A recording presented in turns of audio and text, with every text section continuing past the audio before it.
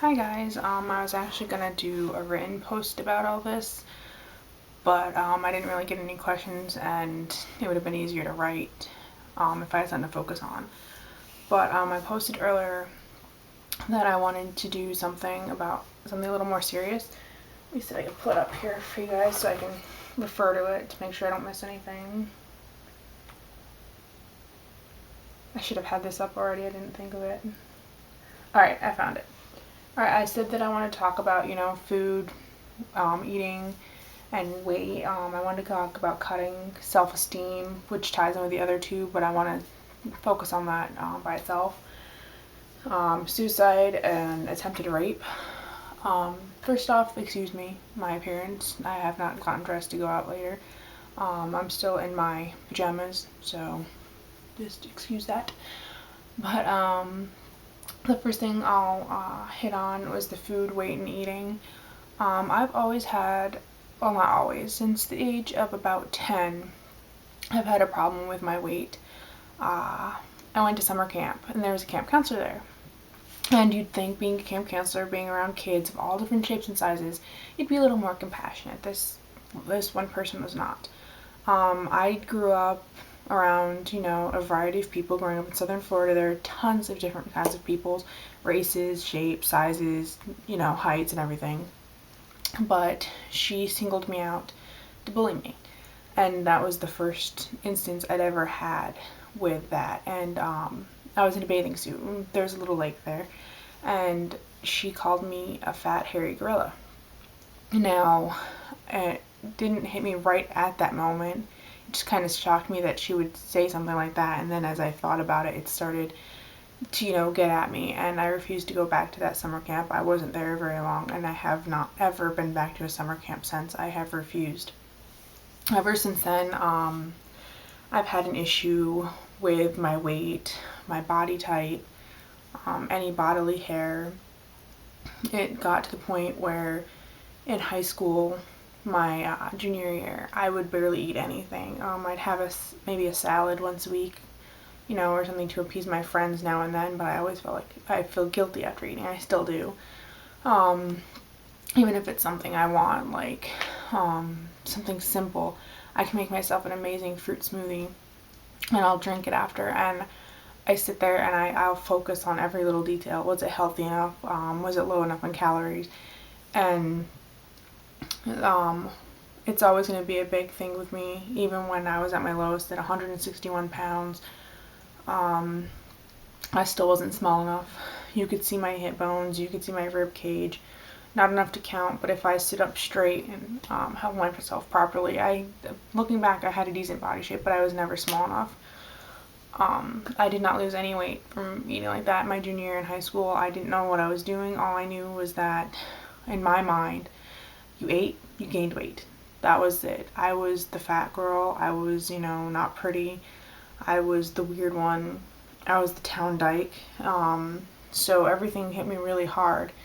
And ever since then, I've had a serious problem with eating of any kind, of gaining weight. When I was pregnant with my son, Anakin, the day that I hit 200 pounds in the midwife's office, I cried. They had to leave me alone, and Anthony just kept reassuring me, it's for good cause, it's for good cause. But it didn't matter. 200 pounds, seeing that on the scale was so hard. And I was like, okay, I'm gonna get this off, and it took me a long time. And I finally got back down. My lowest after having Anakin was about 168, I think. And nothing I did was good enough. I worked so hard. We had a treadmill in the living room for me. And no matter what I did, it wasn't enough. I could not eat healthy enough. I couldn't eat a little enough. I couldn't work out enough. And it got to the point where I had to sell my treadmill because it wore me out. I got sick because I was doing so much. I was walking 2 miles to the gym, doing an hour there, walking 2 miles home, walking around Target whenever I walked home.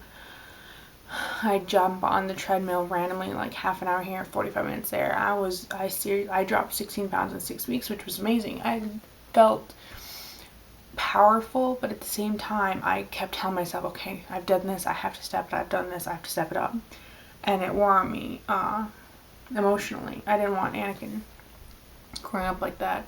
And now that I'm pregnant again, it's hard again because I see my weight going up. I see my clothes getting tighter. I see my face getting rounder. Some days all I want to do is eat. And I know I don't take that whole eating for two things seriously, but some days I can't.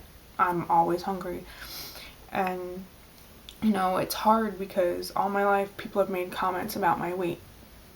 My stepdad once told me, it's okay, guys like chubby girls, guys like me. And he was one of the worst men I've ever known in my life. And in my mind it clicked, if men like him like bigger girls, who am I going to end up with? And so I've always had a serious problem with my weight, in pictures. Even with Anakin, like I'll crop myself out because I look fat. The angle makes me look, 50 pounds heavier or something like that. And it's always in the way in the back of my mind. And it's part of the reason I don't go out right now. Because even though I'm pregnant, I don't like the way I look. Only if you know I'm pregnant can you really tell. Other than that, it just kind of looks like I'm fat right now. And it's really hard. So I do my best to wear nothing but baggy clothes around the house because I don't like the way I look.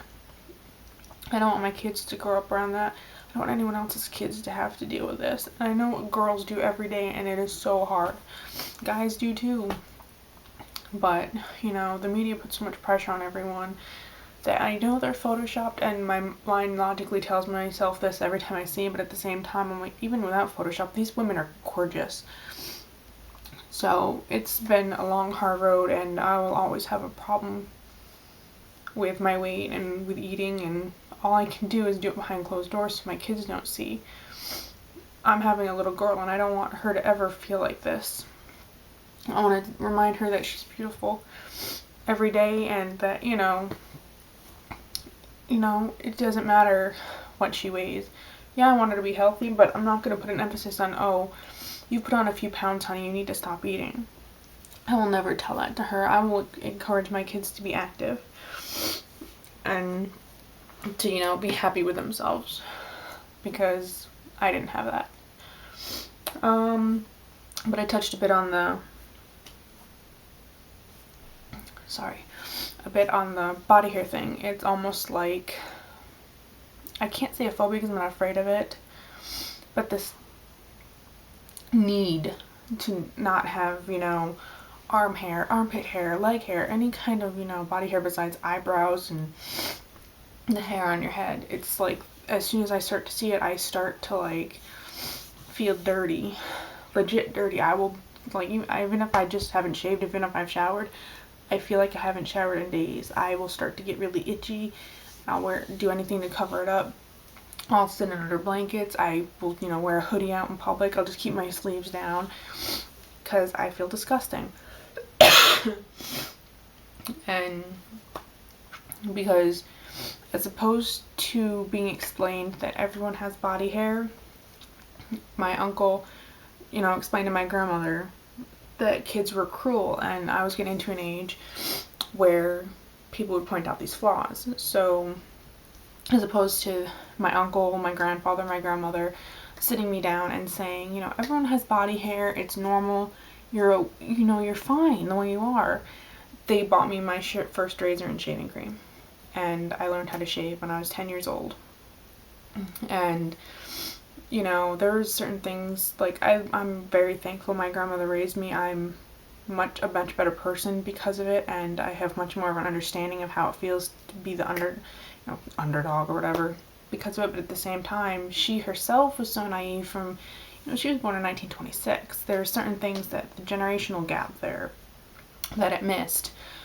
So I was quite naive myself going into my teenage years about everything. So that made everything that I went through that much harder. The next one I put was cutting. I think I've touched on this on a video before, but I'm not sure if I ever uploaded or not, and I don't feel like going through to watch them all. But I started cutting when I was 14. I don't know if anyone realized it at the time. but it was like the Christmas after I turned 14, and I did every day for 5 years, multiple times a day, with anything I can get my hands on. Safety pins, burnt bobby pins, like apparently your skin pops if it's heated up enough. Razor blades, X-Acto knives, box cutters, pretty much anything sharp enough to draw some blood. And a few friends tried to stop me. No one really asked me what was going on, even though a few friends knew what was going on at home. Once my mom saw it, I had marks all right here, and the cops happened to be over for a completely different reason. And I did this lame old, my cat did it, which was understandable because my cat was a bitch. So, yeah, it's still something I struggle with. I mean, it's been 10 years since the first time I did it. And even though I go days without thinking of it, I'll be fine. There are still those days where I see a razor, or I'll start to rub my arm and I'll feel the scars, and I want to. I stopped at 19. I went 3 years and 8 months without cutting. And then I did it again, and all those urges came back again in full force. And even if people say, oh, you can recover, just because someone hasn't done something in a long time, it doesn't mean the addiction ever left or the urge ever left. It's like, the way I put it is, put my dad, he's an alcoholic, put him in a room with the best alcohol that you can find, something that will really, really get to him. It's like putting me in a room full of razor blades and then just locking me in. It would be extremely difficult not to do anything about it. And my scars are there. Like, some of them are covered by a tattoo now, but if my kids ever ask, I'll tell them the truth. I'm not gonna lie to them or shield them from it. I'll just, explain what happened growing up, what I went through, and let them know that I will never let them go through that they're always safe enough to come talk to me, and, they don't have to hide. I don't want them to have to transfer their emotional pain to physical, because it was that much easier to deal with. I still can't deal with emotional pain properly. I hold it in, and I let it manifest in other ways. And I think that feeds back into my eating problem, is that some days I'll be down and I just eat and I eat just to try to get rid of it, and it doesn't work. It just feeds into this vicious cycle. I guess that would touch into the self-esteem thing too. So the next thing I would do is suicide, which ties into the cutting. And I planned to commit suicide when I was 15. I've planned it more times than I can ever, count. And I do have a couple attempts under my belt. So failed, in fact, that no one knows. No one, had to come rescue me or anything. It was just pathetic enough that once I woke up, I was fine. The last time was not Christmas time this past, not the 2012 Christmas time, but the end of November, beginning of December of 2011 into 2012, that area. And I was dating a guy, and I texted him about it, and he didn't even text me back till the next morning. It's like it didn't register that, his girlfriend was down enough to text him that, if this is my last text to you, I want you to know I care. And apparently he didn't care enough to text anything back to me, would ask me if I'm okay. He just kind of blew it off until the next morning. And when I was like, oh, I'm sorry for last night, blah, blah, blah, he's like, oh, it's okay. Like nothing ever happened. And I think the only person I've ever, halfway talked to about this was my friend Adam. And, he just kind of let me cry and, hug him and stuff like that, and let me know he was there for me. The last one I'll really touch on right now, because it's getting hard to talk, is attempted rape. No one knows, well, no one except for Adam knows that when I was 19, my ex-boyfriend tried to rape me. Well, boyfriend at the time. Backstory on him, he was very emotionally abusive. borderline physical. I was never good enough. I was never smart enough. I was never pretty enough. I was never thin enough. I didn't do things right. I didn't say things right. I was crazy. He wanted me to do everything in my power, to cure myself of all my mental problems, and I'm bipolar, but that's okay. And the way he, did it was, you're bipolar. That's just, shit happens. It wasn't, oh, you're bipolar isn't okay. I accept that. He took it to a whole new level. And one day, I got tired of the fact that he refused to sleep with me. And, he would rather jack off to porn in the living room when I'm right there sick than sleep with me. It got to the point where he would touch me once a month, if that. So I was like, come on, and finally he got sick of it, and then he made someone get chores, so I said, never mind, go back to the living room. Go do whatever you want, I'm gonna take a nap. And then he got pissed off because, he didn't like me defying him. So he tried to rape me. And he would have succeeded, but luckily his brother came home and, yelled for Josh, the guy I was dating at the time, to come to see something or talk to him. I don't remember, but all I remember is I was very scared that, he was actually going to rape me because I told him no. And I told him to go back doing whatever it was he was doing before because I didn't want to be a chore to be slept with. So,